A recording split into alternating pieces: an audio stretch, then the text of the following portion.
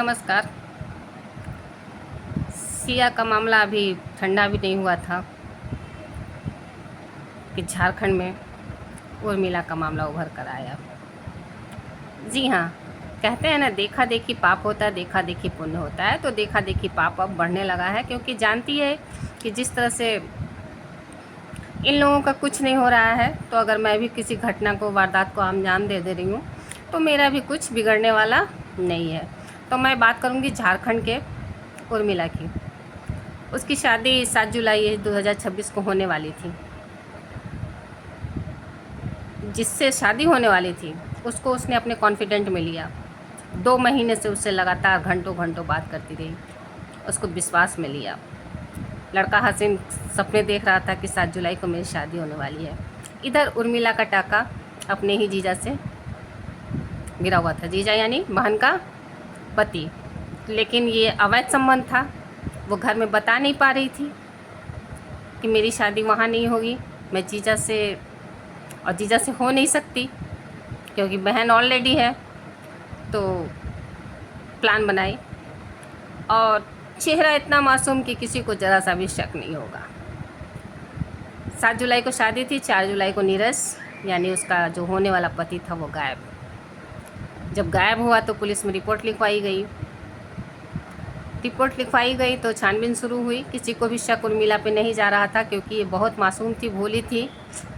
लेकिन लोकेशन एक ही, जब नीरज का मोबाइल खंगाला गया तो नीरज से इसकी घंटों बाद दोनों का लोकेशन एक ही दिखा रहा था, झारखंड का ही दिखा रहा था।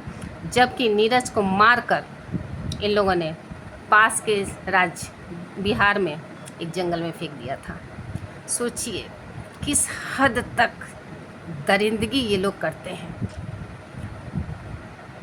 कहते हैं ना, कानून के हाथ बड़े लंबे होते हैं।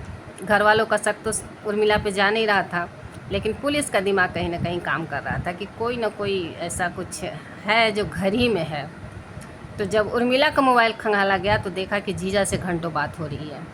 पुलिस ने तुरंत जीजा को उठा लिया।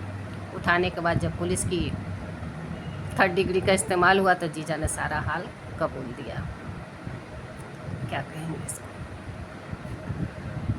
ये डायने जो हैं, किसी के भी माँ को, लाल को निगलने से पहले एक बार नहीं सोचती हैं। ऐसी को क्या कहें, किसी जन्म में संतान न हो। एक केस थमता नहीं है, दूसरा केस सामने आके पड़ा रहता है। ये मामला उतना हाईलाइटेड नहीं हुआ सिया की तरह, क्योंकि सिया का थोड़ा हाई प्रोफाइल था। लेकिन कांड बिल्कुल वही है। अरे शादी नहीं करनी थी, मना कर देती। बेचारे बेगुनाह उसको भी अपने प्यार के झांसे में लेके 2 महीना उससे गुफ्तगू, प्यार, मोहब्बत करके तब उसके साथ इतना बड़ा विश्वासघात किया। मतलब जान ही ले ली, तो अब बचा क्या है, अब बचता क्या है।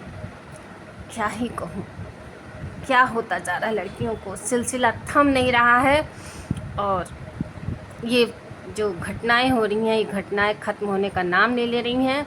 इसलिए बेटो, थोड़ा सा प्यार मोहब्बत से, लेकिन क्या कह सकते हैं, जब शादी हो लगती है तो आदमी होने वाली पत्नी से बात करता ही है। ये तो एकदम आम बात हो गई है।